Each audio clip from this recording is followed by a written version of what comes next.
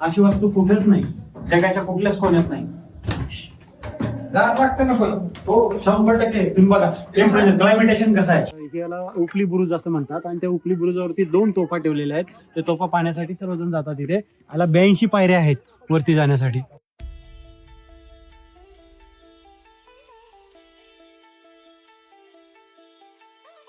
मध्ये अजून भरपूर सारे पॉइंट आहेत पण ते एका दिवसामध्ये पाहून होणार नाही, त्यासाठी आपण फटाफट शूट करतोय. Sorry guys. जे नळदुर्ग किल्ल्यामध्ये फेमस असे 2 धबधबे आहेत. त्या 2 धबधब्यापैकी एक नर आणि एक मादी. नमस्कार सर्वांना, मी अर्चना गावकर. आज मी आलेली आहे धाराशिव म्हणजेच उस्मानाबाद जिल्ह्यातील तुळजापूर तालुक्यात.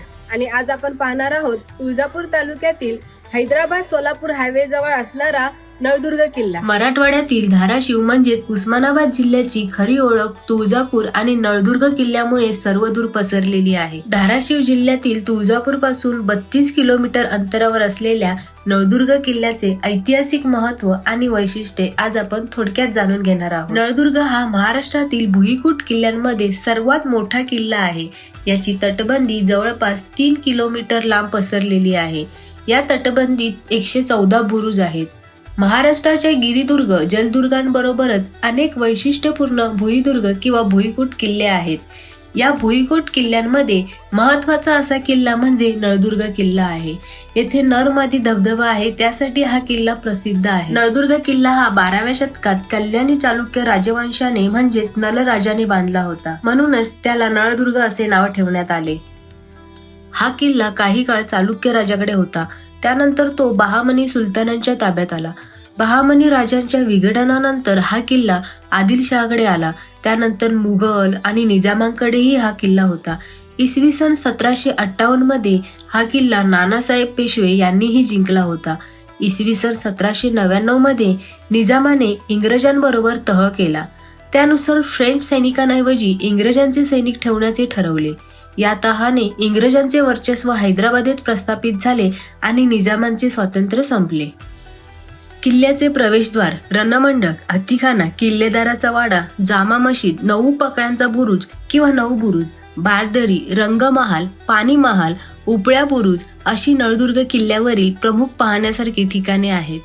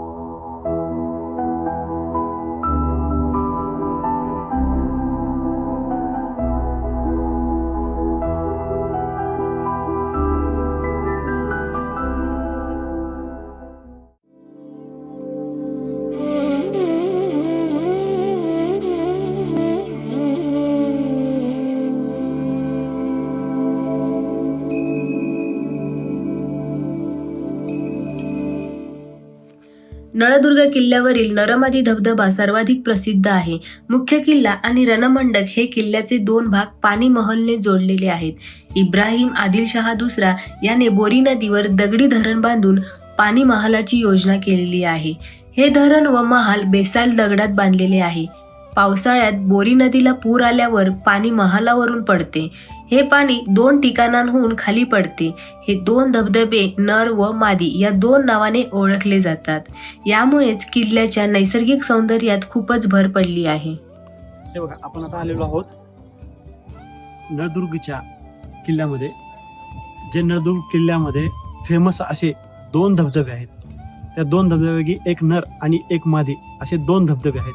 पण पावसाचा अद्याप खूप कमी असल्यामुळं, पाऊस खूप कमी प्रमाणात पडल्यामुळं अजूनही ते 2 धबधबे प्रवाहित झालेले नाहीत. पण तुम्ही पाहू शकता, म्हणजे त्यांचा मेस आहे, तिकडून नदीचा प्रवाह येतो आणि ह्यातून खालून इथून समोरून इथून पाणी जातं आणि ह्याच्या खाली महल आहे. ह्याच्या खाली हो, ह्याच्या खाली खरंच ह्याच्या खाली महल आहे.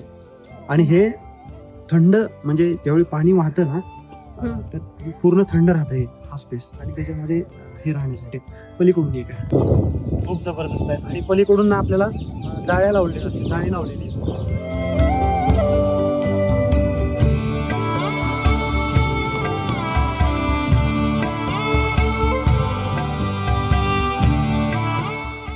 आपण पाठीमागे सांगितल्याप्रमाणे इथे हा जो महल आहे, राणी महल आहे, त्या महलात जाण्यासाठी इथून रस्ता आहे.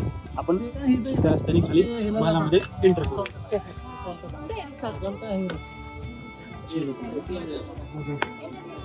चल गेली जा.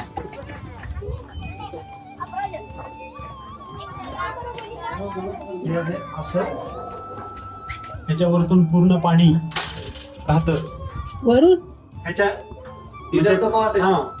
आणि हा पूर्ण त्याच्या पाणी भरलेलं असतं. नाही, पाणी नसतं भरलेलं. मग? हे थंड राहण्यासाठी राजा राणींनी त्याला थंड हवेसाठी विदाऊट एसी ते राहण्यासाठी ते बनवलेलं आहे. थंड राहण्यासाठी गेलेले. हो, त्याची प्रतिकृती म्हणजे असं वास्तू अशी वास्तू कुठेच नाही, जगाच्या कुठल्याच कोण्यात नाही.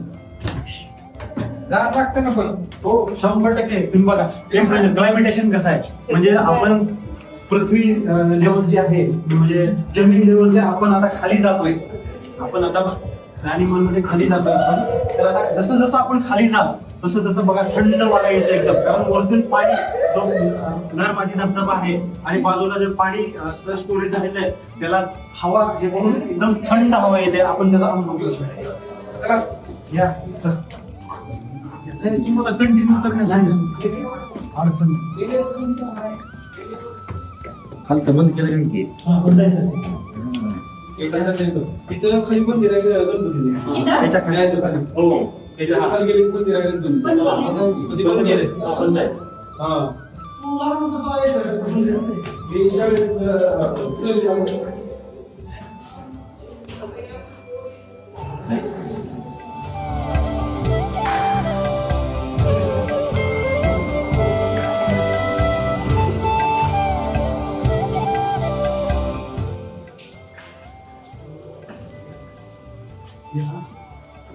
ह्याच्यापर्यंत म्हणजे अशी पायरी होती. तिथे खिडक्या काढल्या बघा. आणि इतक्या खोल असताना सुद्धा हे आपल्या खालच्या लेवल पर्यंत आहे बरं का. हे जे आहे ना, हे इथं खाली जे आहे हा त्याचा पाया आहे आणि हे त्या लेवल पर्यंत आहेत. आणि हे जे समोर आहेत ना, ह्या अशा ते मध्ये मध्ये आहे ना हवा व्हेंटिलेशन होण्यासाठी त्या खिडक्या बनवलेल्या आहेत. त्या आतमध्ये तिथे लिकेज आहे बरं ते लिकायला लागलं ना. नाही तिकडे धर किंवा असेल.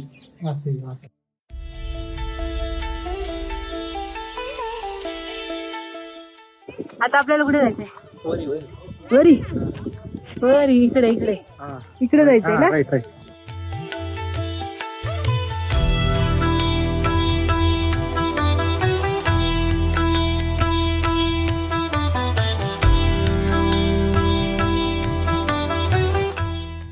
याला उपली बुरुज असं म्हणतात. आणि त्या उपली बुरुजावरती 2 तोफा ठेवलेल्या आहेत.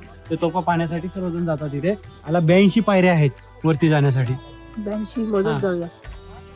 बघा, तुम्ही नसेल तर बघा, पहा. ओके चला या तुम्ही तुम्ही नाही? पाहून या. आम्ही खूप वेळा पाहिलेला आहे. अच्छा पाय दुखले. पाहायचं नाही काय. अच्छा ठीक आहे ठीक आहे.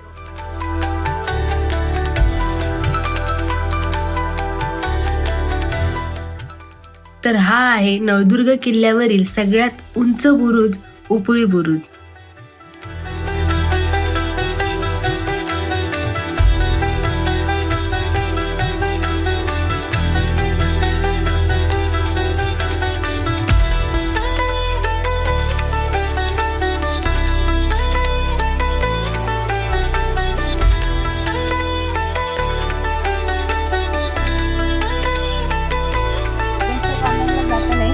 धोकादायक आहे जास्त कॉर्नरला गेलं.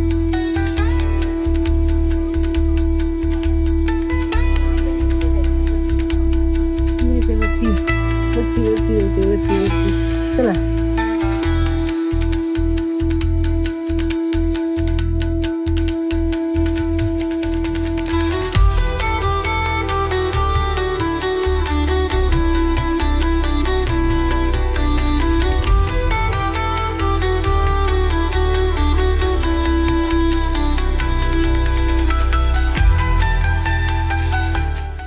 वरती जायचंय.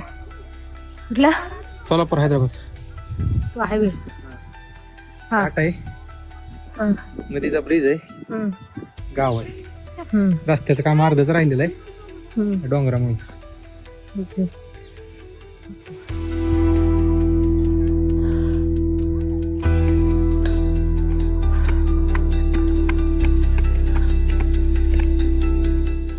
उपळी बुरुजावर पोहोचता क्षणी भले मोठे 2 तोफ आपल्याला पाहावयास मिळतात. किती उंचावर आहे ही तोफ, म्हणजे तुम्ही अंदाज तुम्हाला येईल की नाही माहित नाही. खूप उंचावर आहे हे. खूप उंचावर आहे ना.